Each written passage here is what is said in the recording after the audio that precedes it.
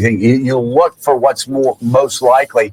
Most likely, those trade deals are going to come from leaders that he's more comfortable with, and he certainly, again, says he's very comfortable with Keir Starmer. Yeah, no question there. For President Trump, diplomacy is very personal. I mean, there's a degree of that for most presidents, but this one in particular, it's really whether or not he likes you. We know there have been foreign leaders he very much did not like. He did not care for Prime Minister Trudeau of Canada. But this is going to be a political win for the White House, Mika.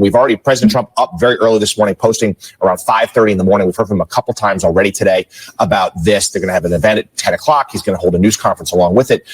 This is going to be something that they recognize. White House aides have told me for a while. It's been turbulent since so-called Liberation Day. They've seen the markets bounce back some, but there's a lot of economic worries. They needed to start delivering deals. This is the first.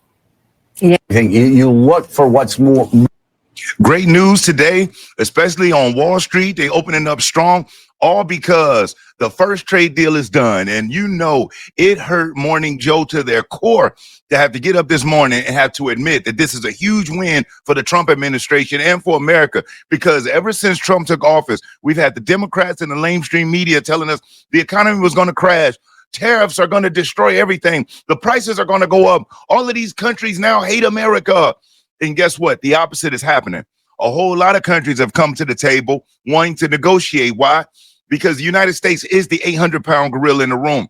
One thing the mainstream media and the Democrat politicians do not want their base or Americans to know is we are the super buyer globally, period. Every country on the planet wants access to the American market. Why? Because our domestic consumption is huge. Now let's take that towards China, where they say China's competing with the United States as a superpower, only because China is the biggest producer in the world. So you got the biggest buyer and the biggest producer. But here's the difference, where our citizens, you and I, our consumption far outweighs the consumption of the Chinese people, because in a communist society, they don't have the ability to be able to grow and build themselves up and become independently wealthy like you do in the United States, or to make above average income.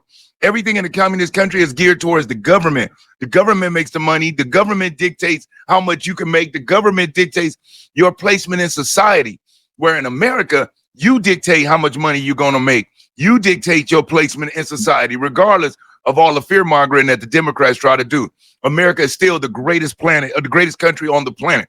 So now, what this deal does with the UK in this video, I'm going to show you exactly. There's video clips where the experts are breaking down how and why this is such a huge win for the United States. So real quick, I'm going to briefly share some of this article, and then I'll get into the video clips and show you what President Trump had to say. So Wall Street on track to open with strong gains on optimism of a UK-US trade deal. Wall Street was on track to open with strong gains on optimism of an expected announcement of a U.S. trade deal with Great Britain.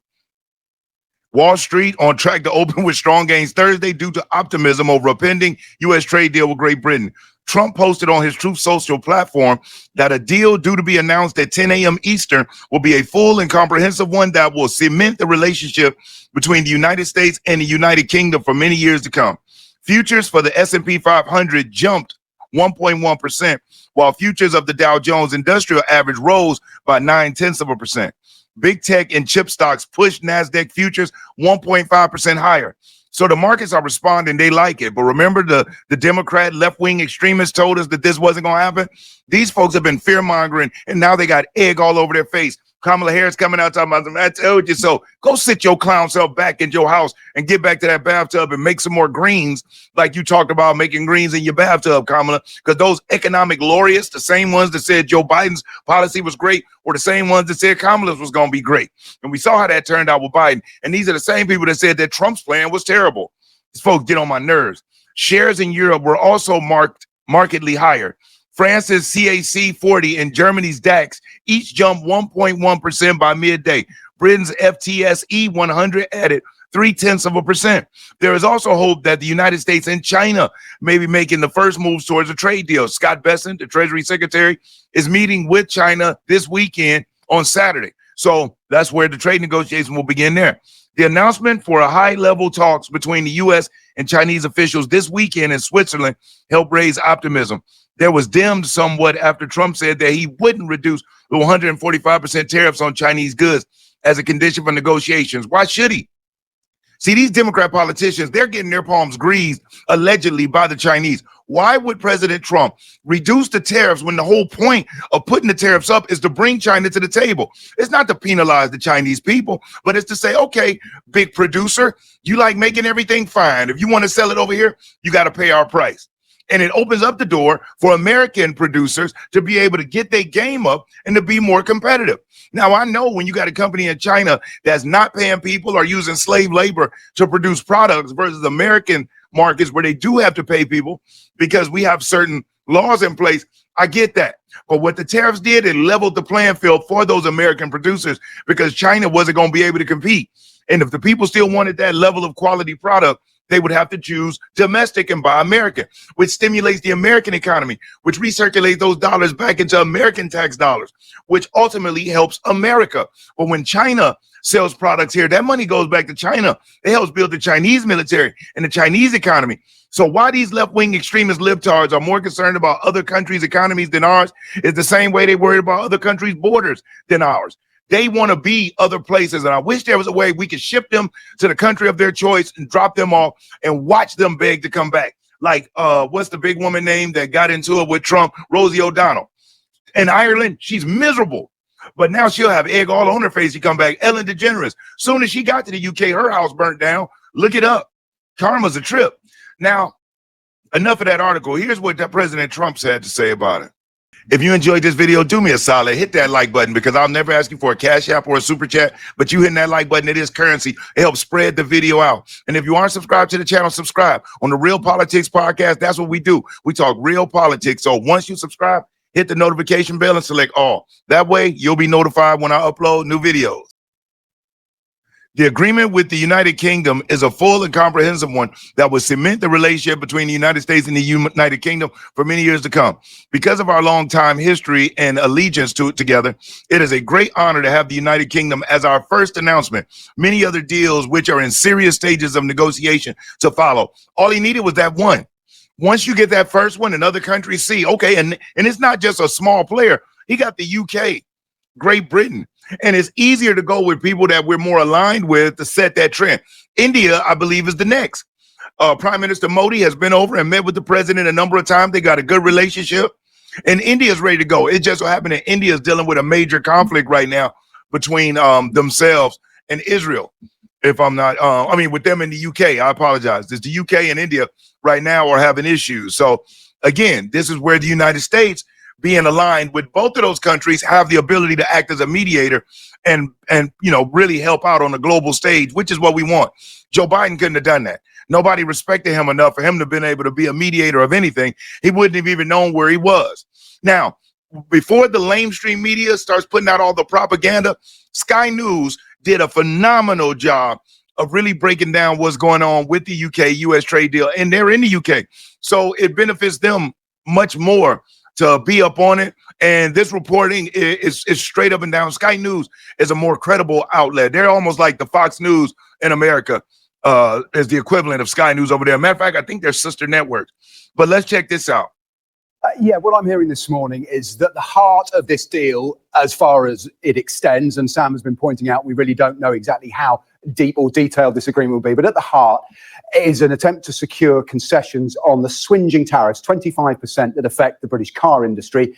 And in order to get some relief on that, the UK has had to give ground on agriculture, food and agriculture trade, which is much smaller in terms of its value, both to the UK and to the US. But our understanding is that the government has given ground on agriculture. I'm hearing from government sources that there will be wins for British farmers out of this, which indicates that the government is ready, at least when we get the detail, to defend what it does. Let's have a little look at what's in stake in the bigger picture in this deal. Let's have a look, first of all, at the goods trade between the UK and US. You'll notice it's balanced. About £62 billion worth of imports from the US come here.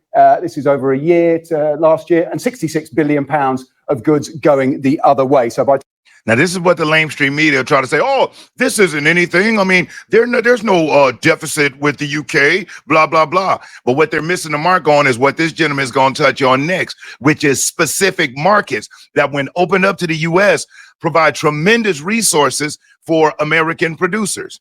But mark my words, they're going to say, oh, they were equal trade partners and there was no deficit and this is no big deal. Watch them try to do it.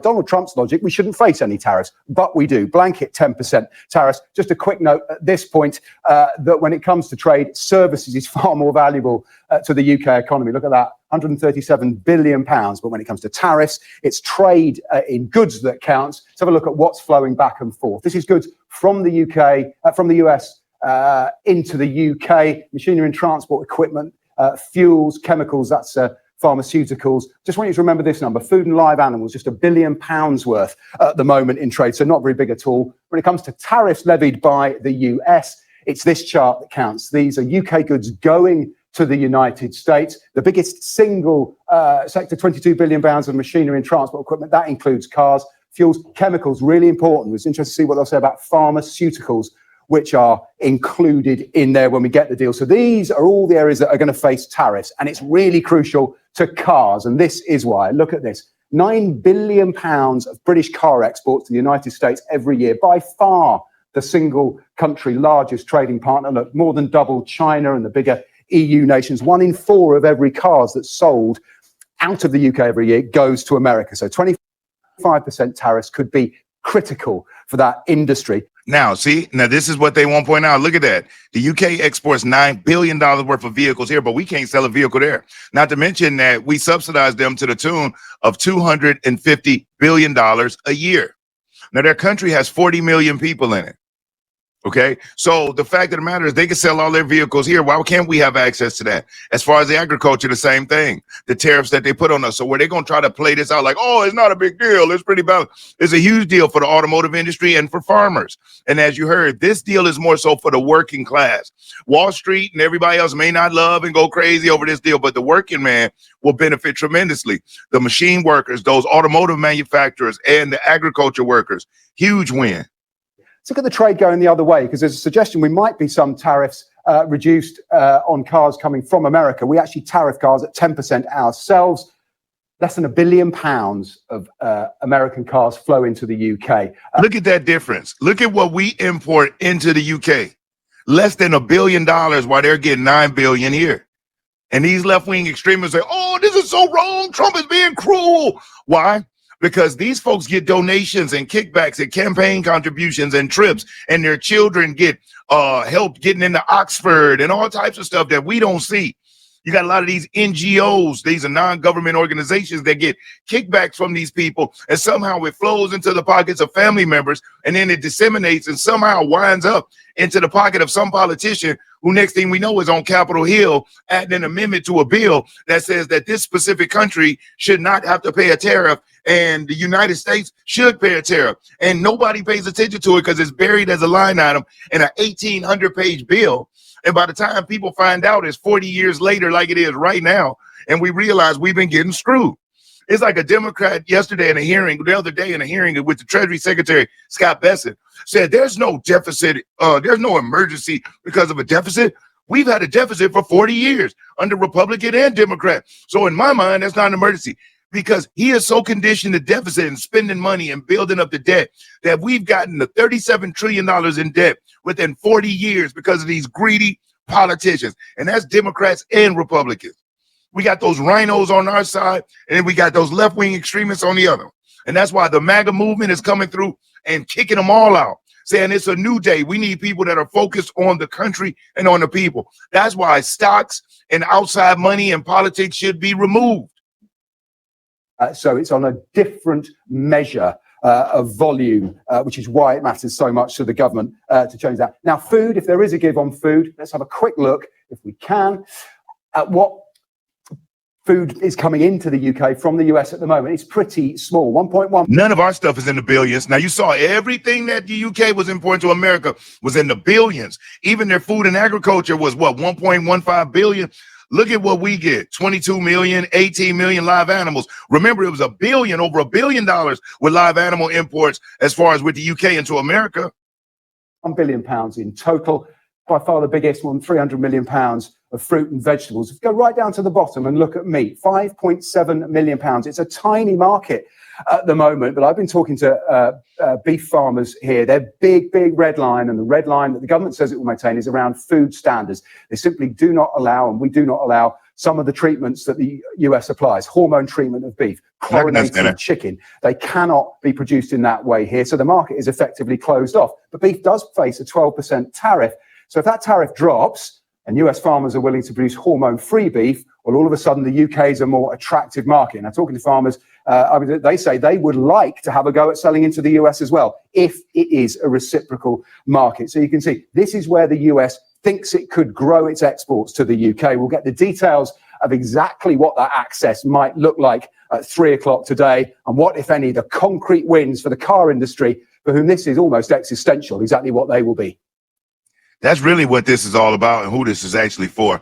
It's for the car industry. You know what I mean? They're the biggest beneficiary of everything that's going on right now. So big win for Team Trump. Extremely happy for America. Big win for America. And these lamestream left-wing extremists are going to try to downplay it. But we know what time it is. First deal done, many to come. Peter Navarro said they would do 90 deals in 90 days.